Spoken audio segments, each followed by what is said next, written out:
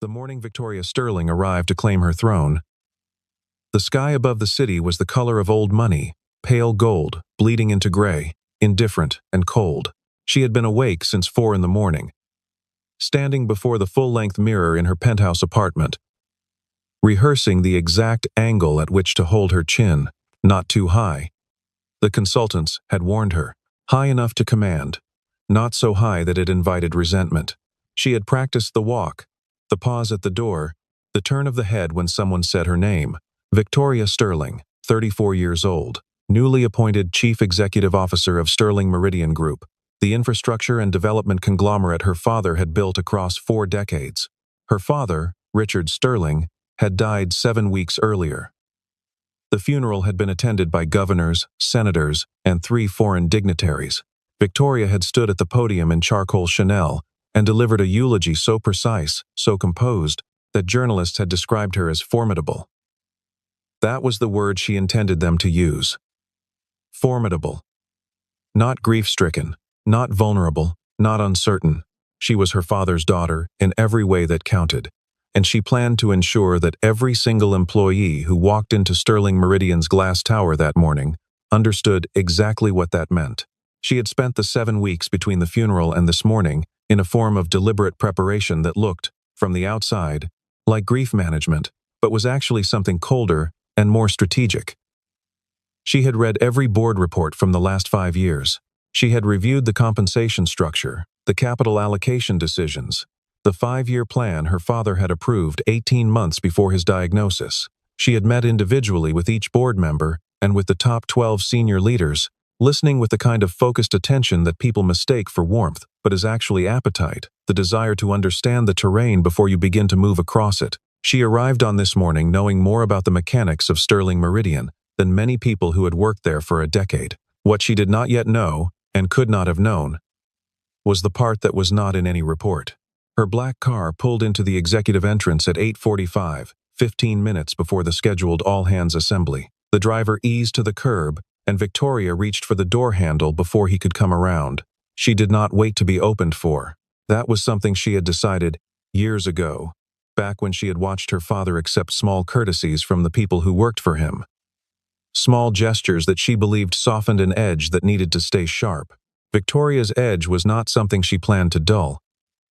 She stepped onto the polished concrete of the executive parking lot and smoothed the front of her jacket with one precise movement.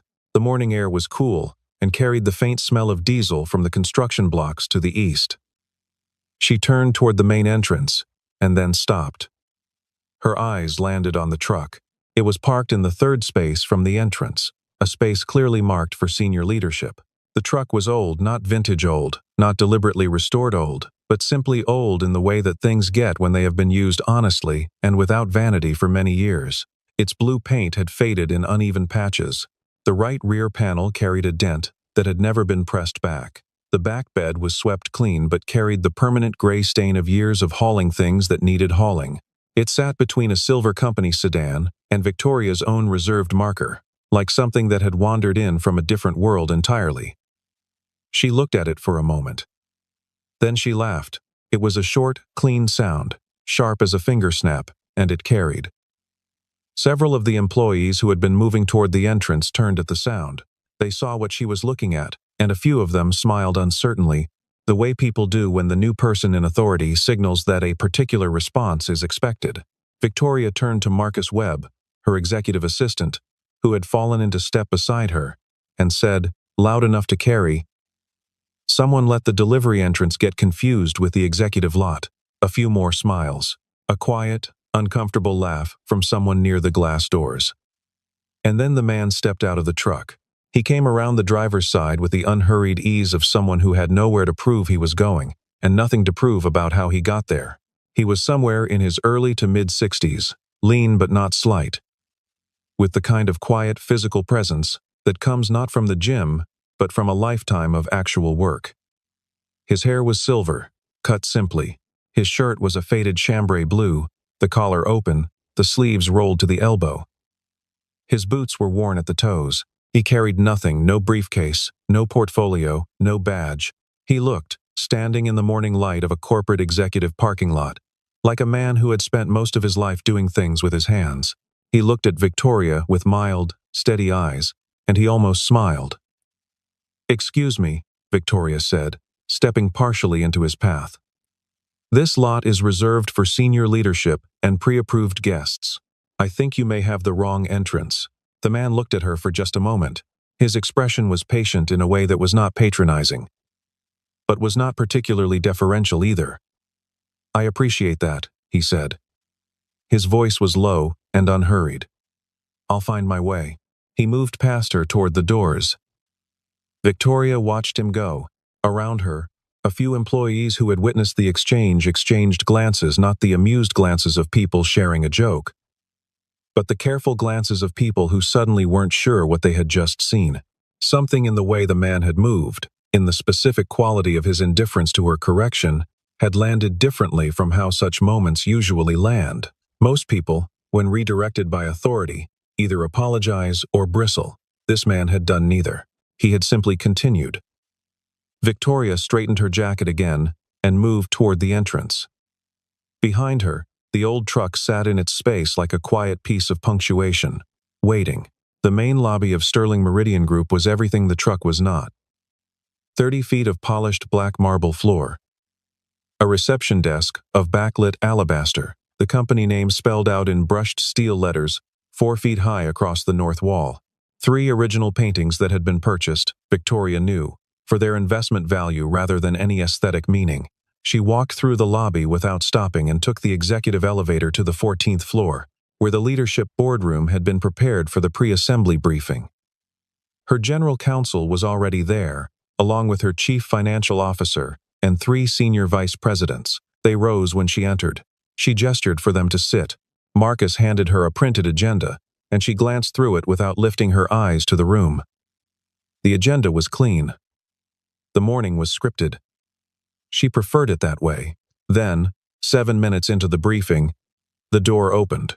It was not a dramatic entrance. The man from the parking lot simply walked in, nodded once to the room at large, and moved to take a seat in the section reserved for board observers and senior guests. The seat he chose was at the far end of the curved table, slightly removed from the main group, in the kind of position that someone chooses when they want to watch without being watched. Victoria set down her agenda. She looked at Marcus. Marcus looked at the door, then back at her, then very quietly opened the attendee manifest on his tablet and began scrolling. The silence in the room shifted the way air shifts before weather arrives. Victoria kept her voice level. "Marcus, who authorized a visitor pass for that gentleman?" Marcus scrolled, then scrolled again. His expression became the expression of someone whose search is returning results. "He does not know how to classify." "I'm looking into it," he said quietly. "There's a standing clearance. It appears to be tied to the founding charter access list." Victoria looked back at the man. He was reading something. A printed document he had brought with him. A document that looked old and had been folded and refolded many times. He was not looking at Victoria. He was not looking at anyone. He read the way people read when they are alone in a room. The room around him was not silent. There were 7 other people in it, but he seemed to exist at a slightly different frequency from the restlessness of the gathering. The CFO, David Park, had gone very still in his chair. One of the senior vice presidents, a woman named Linda Okafor, who had been with the company for 22 years, had turned in her seat to look at the man at the far end of the table. Her expression was not uncertain. Her expression was the expression of someone who has just recognized something, or someone that they had long since stopped expecting to see. She said nothing, but the way she was not saying anything said something that Victoria could not yet translate. The man turned a page of his document. Somewhere in the building, an elevator chimed. The morning continued, unaware of itself.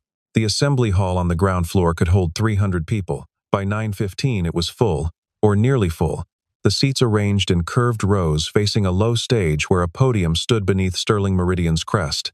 Victoria had delivered addresses before to shareholders, to auditors, to the press. She was good at it. She knew how to hold the energy of a room and how to release it on her own terms. She walked to the podium with the pace and posture she had practiced, and the room responded with the particular silence of a large group of people who do not yet know whether to be impressed or afraid. She welcomed them. She spoke about her father with measured warmth and deliberate brevity.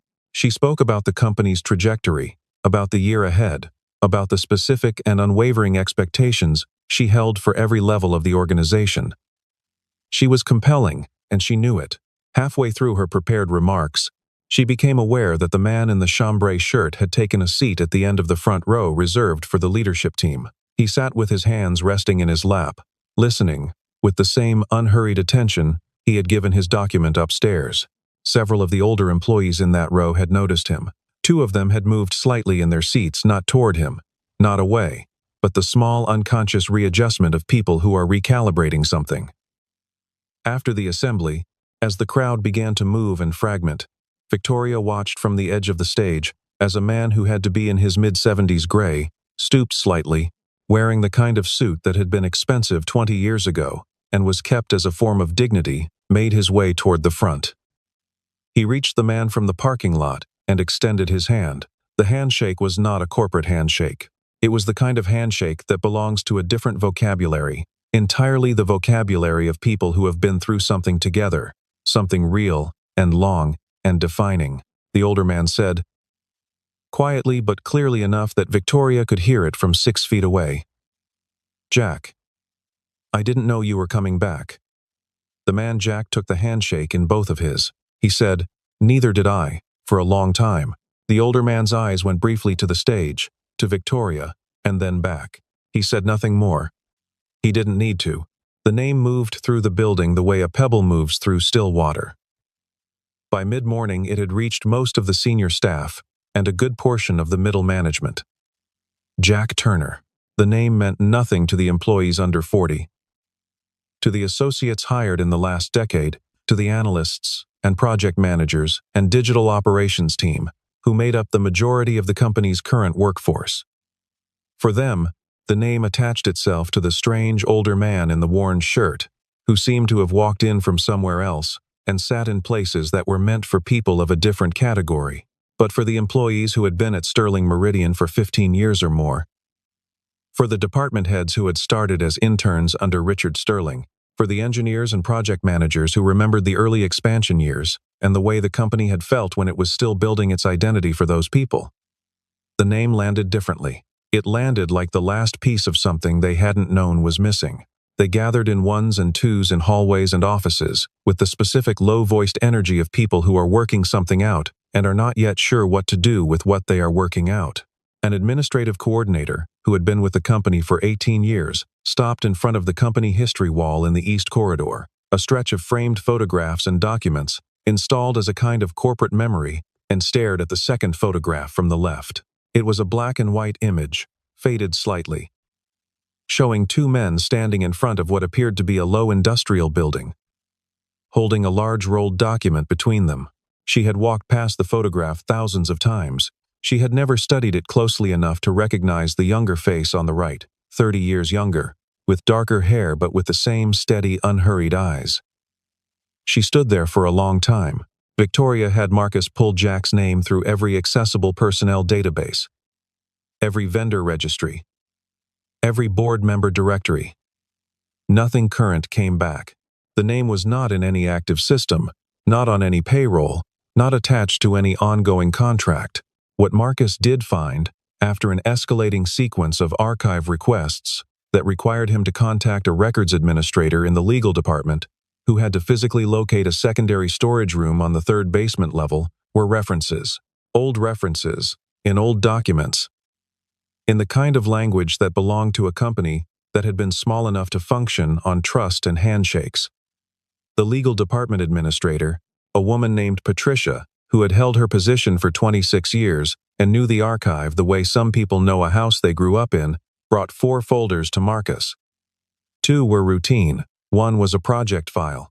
The 4th was a different kind of document, entirely thicker, bound with a metal fastener that had gone slightly orange with age, typed on paper that had yellowed at the edges.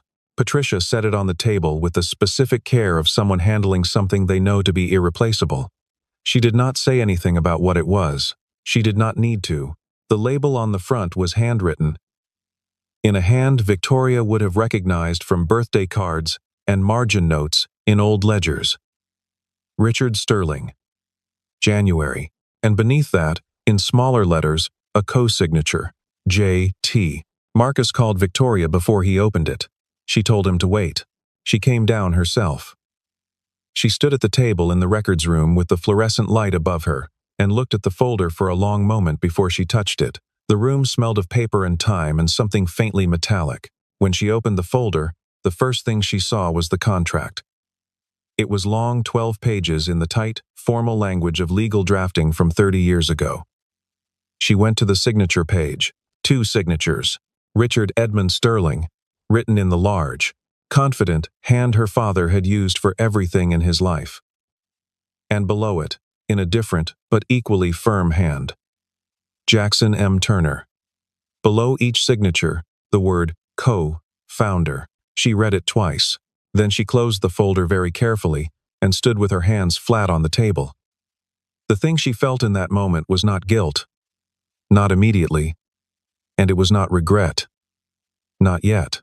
It was something simpler and more disorienting. The sensation of a floor becoming uncertain beneath you, of something you believed to be solid showing itself, without warning, to be something else entirely. She had mocked a man in the parking lot of his own company. She had done it publicly, in front of his employees because they were, by the logic of this document, his employees as much as hers. She had done it because he had driven an old truck and worn a faded shirt.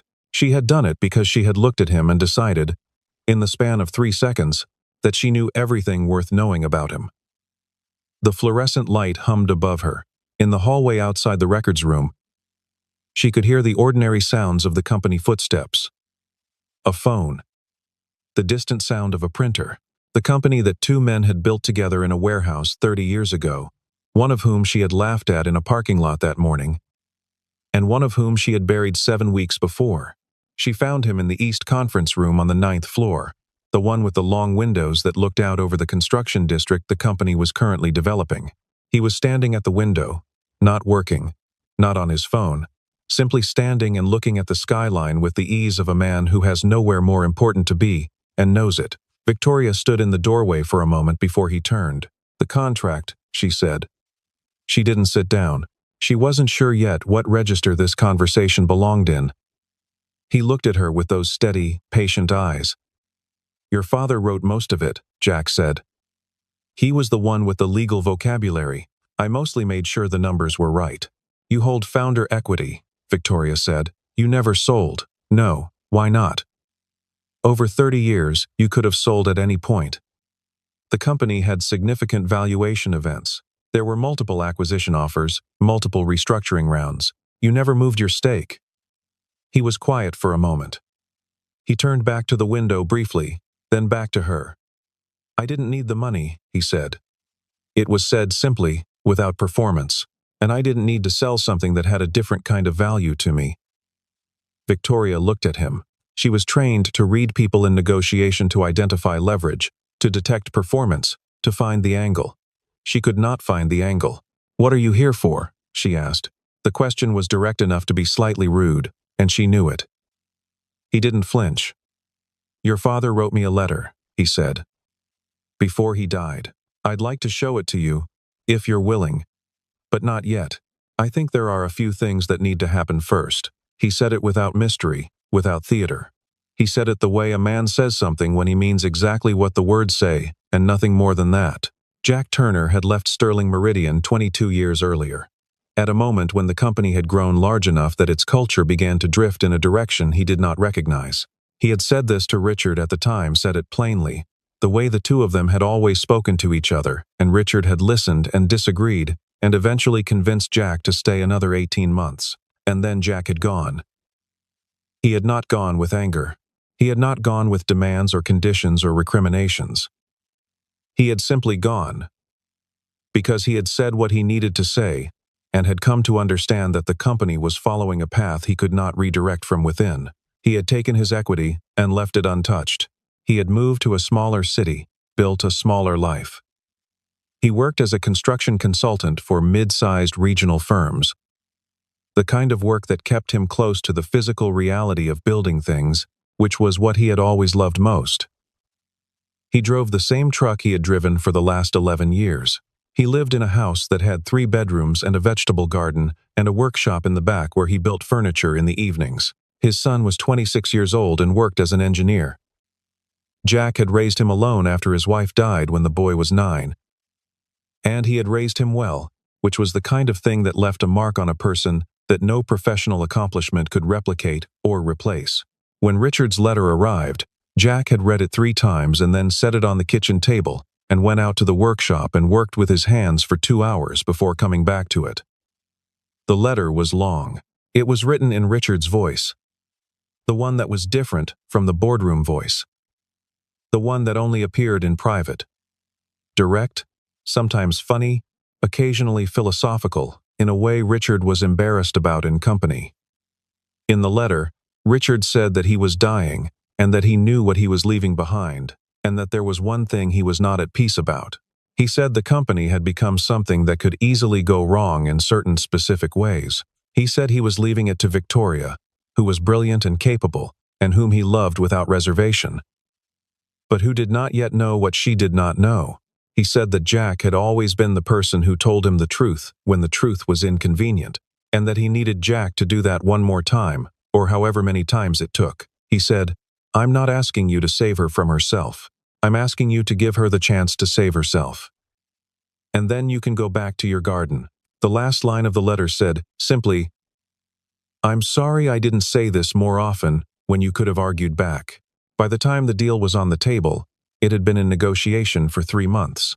It was the kind of deal that arrived dressed in the language of transformation, a partnership with Hargrove Capital Partners, a real estate investment vehicle that proposed to co-develop 4 major urban renewal corridors with Sterling Meridian as the lead builder and Hargrove as the financial architecture behind it. The projected returns were substantial. The presentation decks were beautiful. Victoria had reviewed them with her CFO and her strategic team and had found the numbers compelling and the risk profile, on its face, acceptable.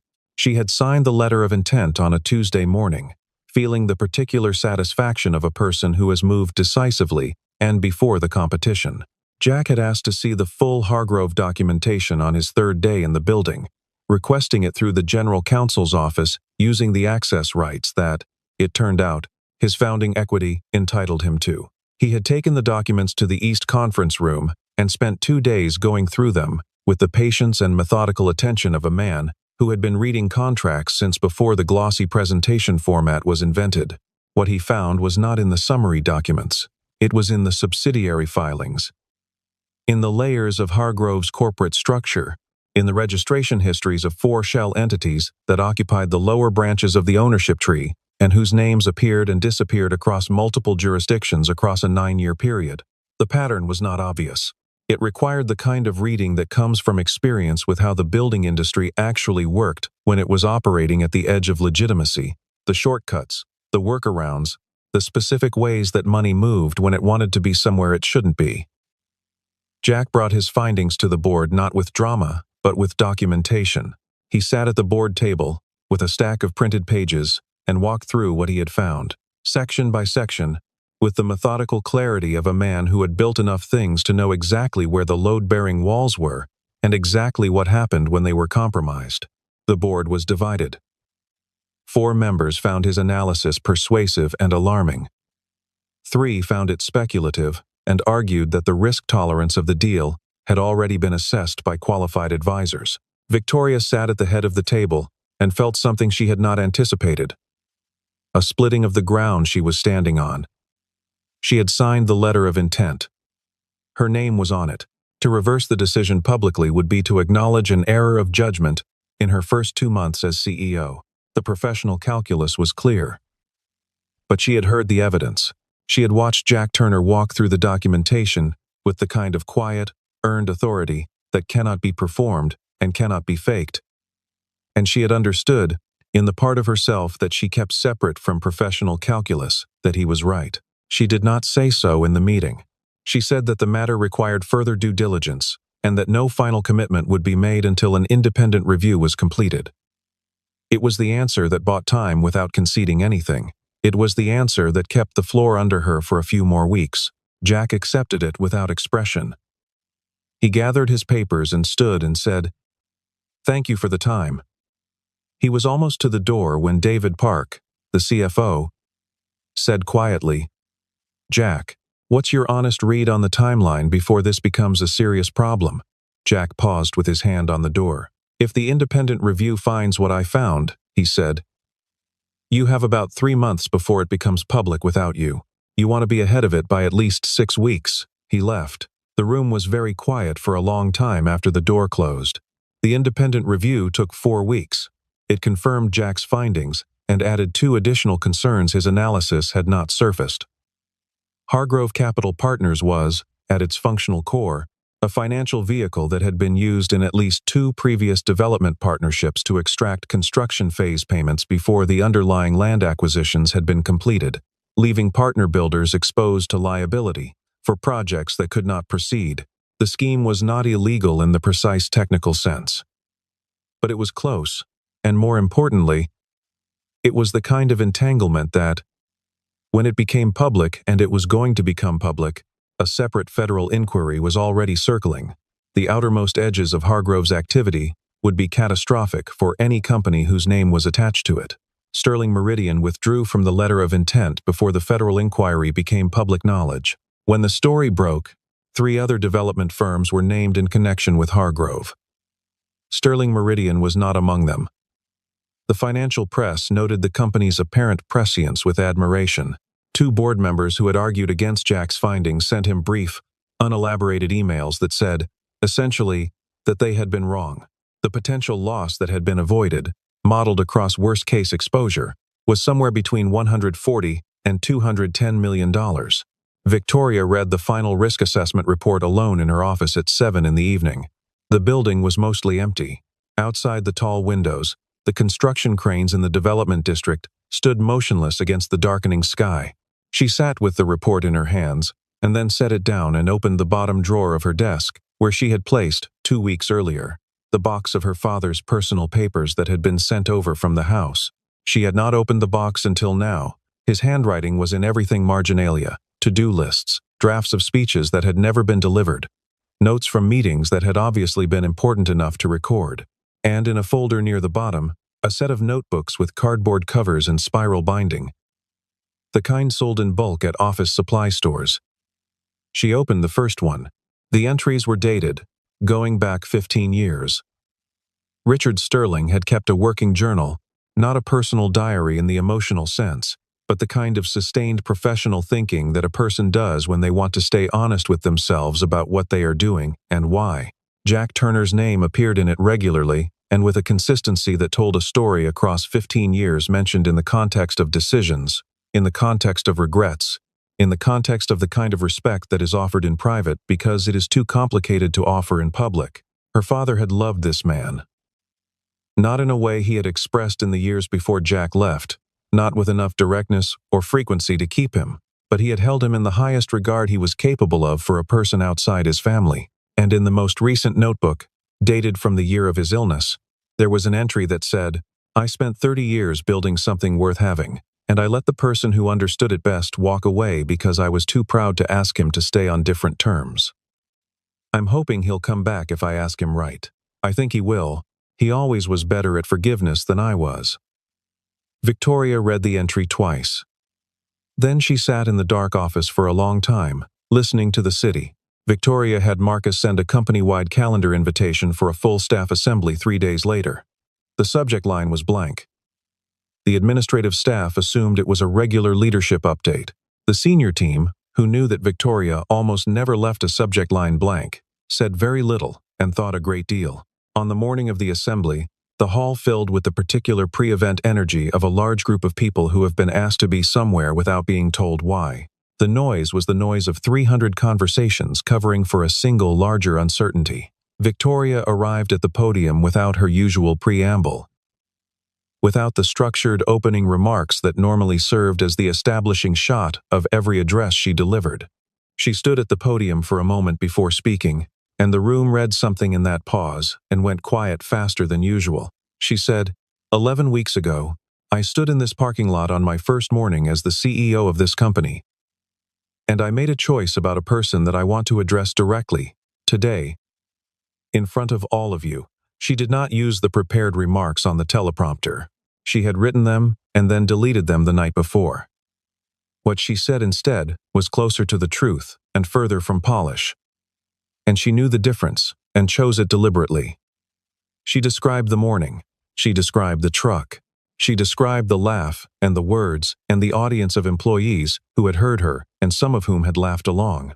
She described her certainty, in that moment, that she had been right, that she had looked at a man and understood him, and categorized him correctly, and dispatched him appropriately. She said, "I was wrong about all of it, every part, and I was wrong in a way that says something about me that I need to say out loud. Because leadership without accountability is not leadership. It is performance." The room was as quiet as a large room full of people can be. She said that the man she had dismissed in the parking lot had, in the weeks since, demonstrated judgment and knowledge and a depth of loyalty to this company that she did not deserve but that the company did. She said she had read her father's notes and understood, for the first time, the full shape of the partnership that had built Sterling Meridian, not the single vision of a single founder, but the collaboration of two people who had given different things at different times and had made something together that neither could have made alone. She said, "His name is Jack Turner. He co-founded this company with my father 30 years ago. He has never asked for recognition, never sought a title, never used his equity to leverage anything for himself. He came back because my father asked him to. He came back as a favor to a friend who was no longer alive to receive it." She looked at the back of the room. Jack was there, standing near the door, slightly to the side. She said, "Jack, would you come up here?" He came forward through the crowd with the same unhurried ease with which he had walked through the parking lot 11 weeks earlier. He wore a different shirt today, still simple. Still the kind of shirt that cost $30 and lasted 15 years, and his boots were the same ones. He climbed the 3 steps to the stage and stood beside Victoria and looked out at the assembled employees of the company he had helped build, when it was nothing but 2 men in a rented warehouse with a single contract and a shared conviction that they could do something worth doing. The applause started before Victoria had finished her introduction. It started at the back of the room, with the older employees, and moved forward in a wave that gathered force as it came, the way a wave does when it has real depth behind it. By the time it reached the front rows, it had become something that no one had planned and that no stage management could have produced. People were standing, not everyone, not all at once, but enough, and then more. Until the standing became the grammar of the moment and the room understood itself. Jack looked at the audience and held up one hand. A single, modest gesture. Not a wave, not an acknowledgement of performance, but the gesture of a man asking quietly for the room to come back to itself. Which it did. He spoke for about 4 minutes. He did not speak about himself. He spoke about Richard Sterling, about what Richard had been like in the years before the company was a company, about the specific quality of attention Richard had brought to the work the way he had believed, without being naive about it, that doing things right and doing things well were not in competition with each other, but were the same thing. He said that the best companies he had seen in his life were not the ones that had the most resources or the most market position, but the ones that remembered where they had come from and why, because that memory was the thing that told you, when a choice was genuinely hard, which way to go. He thanked Victoria for her honesty. He said it without irony and without condescension. And the room heard it that way. He said, "This is your company now, and from what I've seen in these past weeks, your father was right about you. It just needed room to show. There was one more thing." In the days following the assembly, after the internal communications and the quiet cascade of conversations that reshaped the way the company understood its own history, Victoria met with the head of the company's Heritage and Culture program, a small team responsible for the lobby installations, the archive exhibitions, and the internal museum that occupied a dedicated room on the 2nd floor. She had a proposal. The old truck had been moved from the parking lot on the day of the assembly, by Jack himself, to a temporary holding space in the building's lower-level maintenance bay. Victoria had arranged for it to be brought up.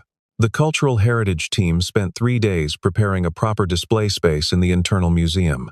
The truck was cleaned carefully, preserving its history rather than erasing it, the way you clean something you want to keep honest.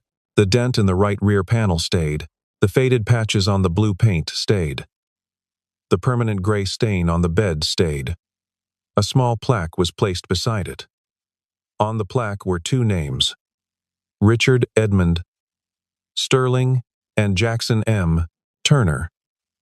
And below them the founding year. And below that, a single line that Victoria had written herself. They built this with less than this.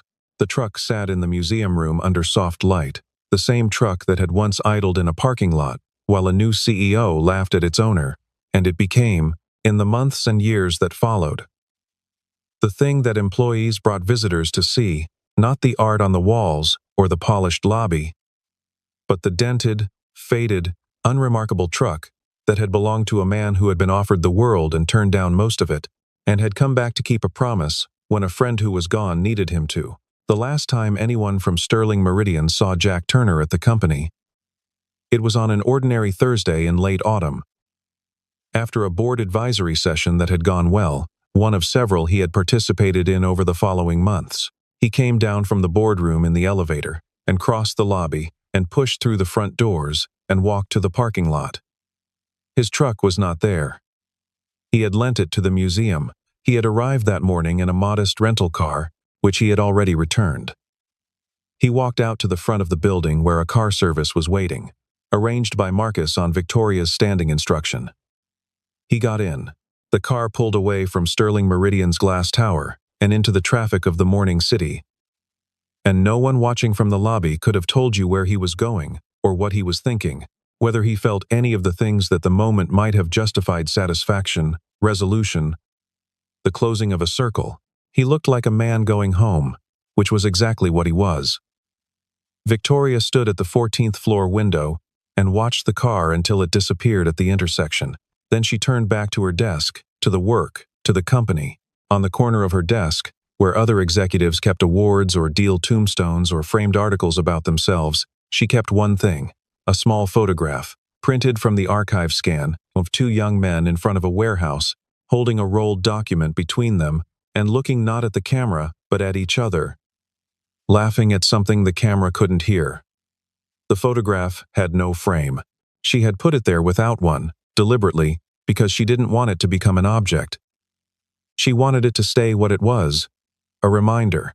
She had learned the lesson the hard way, and in public, which was, if you thought about it, the most honest way to learn anything that matters, the kind of lesson that doesn't fade, the kind that stays with you in rooms where important decisions are made and sits in the back of your mind when you are about to be certain too quickly about someone you have not yet tried to understand. The man in the photograph on the right would never seek recognition. He would never present a bill for what he had done or remind anyone of what had been owed. He would go back to his house and his workshop and his vegetables and his son, and the world would never arrange a ceremony for him. Because the world is not, generally, organized around the honoring of quiet faithfulness, but in a company that now knew its own story more honestly than it had before, in the meetings where difficult decisions were made, and someone said, "Let's make sure we're getting this right," and everyone in the room understood what that meant, and where that standard had come from in that space, which was real, even if it was invisible. Jack Turner was present in the way that the people who actually build things are always present. Not in the title on the door, or the picture on the wall, but in the thing itself, in the quality of the work, in the memory of what it meant to do something right the first time when no one was asking you to. That is the kind of legacy that does not require a plaque, though a plaque had been made. It does not require an audience, though the audience had eventually come. It lives in the decisions that are made differently because of it. In the small adjustments of judgment and humility that happen in private, where no one is watching except the person who has to live with the choice. Victoria Sterling lived with hers, and in living with it, she became, over time, the leader her father had hoped she would find her way to being, not despite the lesson, but because of it. Not despite the parking lot, and the truck and the laugh that had carried across a morning that no amount of careful preparation had accounted for, but because of all of it, every ordinary, humiliating, instructive moment of it. Do not judge a person's worth by the car they drive, the clothes they wear, or the way they carry themselves in a parking lot on a morning when everyone is watching. Sometimes the quietest person in the room is the one who built the room. Sometimes the most powerful thing a person can do with power is refuse to use it. And sometimes the only way to understand what your father spent a lifetime building is to meet the person he never stopped being grateful for. When it is almost too late, what gratitude actually costs and what faithfulness actually looks like in the life of a person who has chosen it freely, every day, for 30 years, without asking anything in return. There is a version of this story that ends at the parking lot. In that version, Victoria Sterling embarrasses herself briefly on her first morning and moves on. And Jack Turner drives away, and the company never has to reckon with anything. The gap in the founding story stays a gap. The contract in the basement stays unread. The notebooks stay in a box that someone eventually donates or discards. The deal with Hargrove goes through, and the disaster arrives in its own time, quietly at first, and then all at once, the way financial disasters do. In that version, the truck is just a truck, and the man in the faded shirt is just a stranger who took a wrong turn in a parking lot, and nothing comes of any of it except the ordinary damage of a company that didn't know what it needed to know, and nobody told it in time. That version is the version that happens constantly in companies and institutions and families all over the world, because the thing that prevents it, the willingness to be wrong in public, to hold a mirror to yourself without flinching, to honor a debt that no legal instrument requires you to honor, is genuinely rare and genuinely hard, especially for people who have been taught that strength means never appearing uncertain. Victoria Sterling had been taught exactly that. The lesson it took to unteach it cost her nothing she could not afford to lose and gave her something she could not have bought. That, too, is a kind of luck. And she knew it.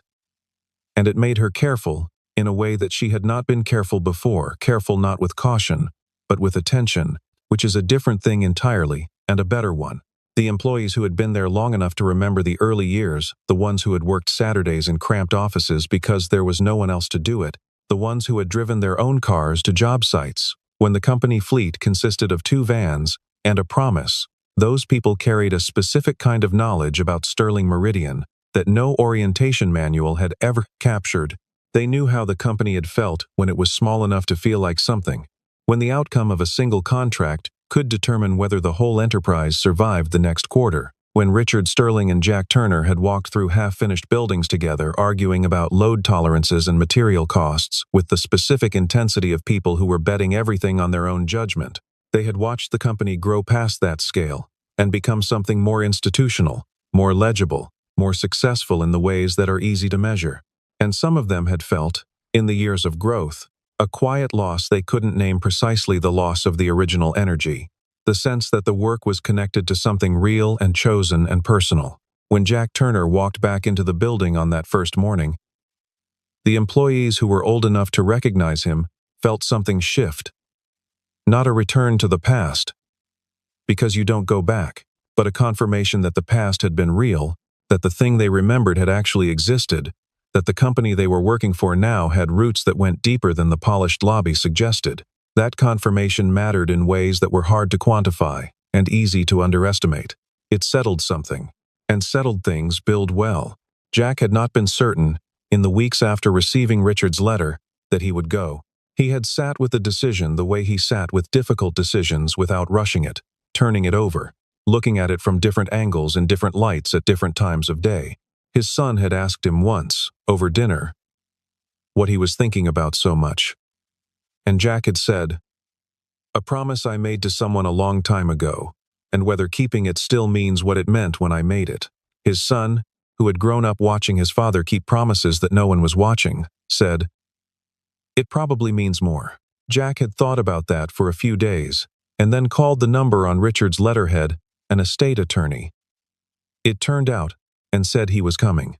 He drove to the city in the truck that he had driven for 11 years, the truck that his son had once offered to help him replace, and that Jack had declined to replace because it worked, and because he was not a person who discarded things that still worked. He drove it because it was what he had, and because he had long since stopped having opinions about what other people made of the things he had. He had arrived on a Tuesday morning not knowing exactly what he would find, or what exactly would be needed of him. Only that he had been asked by a friend who was gone, and that some obligations do not expire with the person who created them, but live forward in time until they are either honored or abandoned, and that he knew which of those two things he was capable of.